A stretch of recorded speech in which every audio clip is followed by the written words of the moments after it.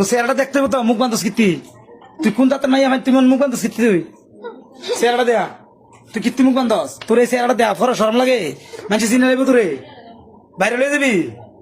সুপ্রিয় দর্শকবিন্দু, এই যে দেখেন বর্তমান জামানাটা কোথায় গিয়ে দাঁড়াইছে। দর্শকবিন্দু, এই যে আপনাদের সামনে একটা বর্তমান সময়ের সোশ্যাল মিডিয়াতে ভাইরাল হওয়া একটা ভিডিও তুলে ধরলাম। দর্শকবিন্দু, আসলে এখানে একটি গোপন তথ্য লুকিয়ে আছে। আসলে আপনি যদি সম্পূর্ণ ভিডিওটি দেখেন তাহলে বুঝতে পারবেন। আর এমন নিত্য নতুন ভিডিও পেতে আমাদের চ্যানেলটি সাবস্ক্রাইব করে রাখেন। তো চেহারাটা দেখতে হবে তো, মুখ বান্ধব কীর্তি। তুই কোন দাঁতের নাই আমার, তুই মুখ বান্ধব কীর্তি। তুই চেহারাটা দেয়া, তুই কীর্তি মুখ বান্ধব। তোর এই চেহারাটা দেয়া ফরা শরম লাগে, মানুষ চিনে নেবে তোরে, বাইরে লয়ে যাবি। তুই এমনি বাইরে লয়ে যাবি, তোর মতন নাই নেই। তোর আর কোনো ডিসপ্লিন নাই না তোর এই জীবনে। আমি তো ভিডিও করতে চাইছি, ঘরের মানুষ ভিডিও করে দে না। তুই তো নিজ দিয়ে আসে না, 16 বছর করছিস, তুই ভিডিও সারা দিয়া করস সব ঠিক আছে। তুই মাইয়া তুই গেছ 2 দিন, কই আসলে 2 দিন তুই তুই আমি তো অনমাইন নিছি। তুই যদি হোটেলে আসো ফমান দিতে পারস, তোর গোলামি করে রাখাম আমি। বাইরের জীবন তুই যেমন কথা আমি এমনি চললাম। তুই ফমান দিতে তুই হোটেলে আসো, তার গাড়িতে উঠে আমি তোর লয়ে যাই 1000 লাইক। নিজের স্ত্রীকে পরক্রিয়া প্রেমিকের হাতে তুলে দিলেন স্বামী নিজেই। এখানেই শেষ নয়, স্ত্রীর পরক্রিয়া স্বামীর কাছে হাতে নাতে ধরা পড়ার পর স্বামী নিজেই স্ত্রীকে ডিভোর্স দেন এবং দাঁড়িয়ে থেকে সেই পরক্রিয়া প্রেমিকের সাথে নিজের স্ত্রীকে বিয়ে দেন। লেখাবি তাই নিজের স্ব ইচ্ছায় আমার তালাক দিছে, আমার ডিভোর্স দিছে, এটা লেখাই লবি। লেন্টি পোল্টি দিতে 1 সেকেন্ডের পড়াশোনা নাই। আমি তো ভালো বিশ্বাস করি না। এতে এত লোক 2 দিন হোটেলে ঘুমাই আমার 5 জনের রুম নিয়ে রাখছে। তাইলে বলে তার বাপে, কোন বাপে না বলে তোর নিয়ে লাগছে কিলো। ওই শালি তোর কোন বাপে না বলে নিয়ে তোর সুমা দিছে না, কিছু করছে না। তোর কোন বাপ না, তোর না বলে কিছু করো না।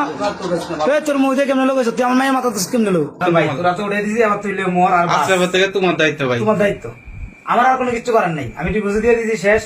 তোমরা যেটা করছো তোমরা ফল তোমরা বুঝো, এবার আমার দায়িত্ব আমি পালন করে দিয়েছি। স্বামী কাজের উদ্দেশ্যে বাড়ি থেকে বের হন, এরপর তার স্ত্রী পরক্রিয়া প্রেমিককে নিয়ে টানা 2 দিন হোটেলে সময় কাটান। হোটেলে 2 দিন সময় কাটানোর পর স্বামী বাড়িতে ফেরার পূর্বেই তার স্ত্রী বাড়িতে এসে উপস্থিত হন। নিয়ে তোর আরেকজনের বন্ধুর বাসাতে রাখছে, বন্ধুর বাসাতে রাখছে। এত বন্ধুর বাসা থেকে তোর কিচ্ছু করছে না।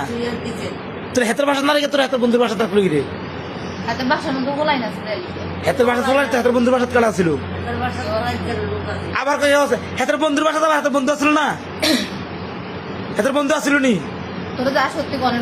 হাতের বন্ধু আসলো নি, তুই হাতের কাছে গেছ। তুই হাতের বন্ধুর কাছে বন্ধুর রুমে গেছিলি, তো বন্ধু আসলো না। সম্প্রতি সামাজিক যোগাযোগ মাধ্যমে স্বামী নিজেই তার ফেসবুক আইডি থেকে বেশ কিছু ভিডিও শেয়ার করেন। সেই সব ভিডিওতে দেখা যায় স্ত্রী ও তার পরক্রিয়া প্রেমিকের মোবাইল ফোন আনলক করে তাদের অন্তরঙ্গ মুহূর্তের বেশ কিছু ছবি ও ভিডিও দেখান স্বামী। এই যে ফাইল দেখছেন, এই ফটো, এইগুলো হচ্ছে যে হোটেলে একসাথে শোয়ার পরে গোসল করার পরে ফটো দেখেন। এগুলো হচ্ছে যে 2 দিন ছিল, 25-26 না 25-26। এ সময় স্ত্রীকে তার পরক্রিয়া প্রেম সম্পর্কে জিজ্ঞেস করলে সবকিছুই অস্বীকার করেন তিনি। স্বামী নিজেই এই পুরো ঘটনার ভিডিও নিজের মোবাইল ফোনে ধারণ করেন। 10 দিন চুরে 1 দিন গৃহস্থ ধরা খাইছি। তুই কত বড় সে আনা তোরে আবার জিজ্ঞেসি আর না, আমি এত এমনি কথা কই, ফটো না বলে তো শিকারে বলেন নইলে লেন্টি লাগা শূন্য কথা।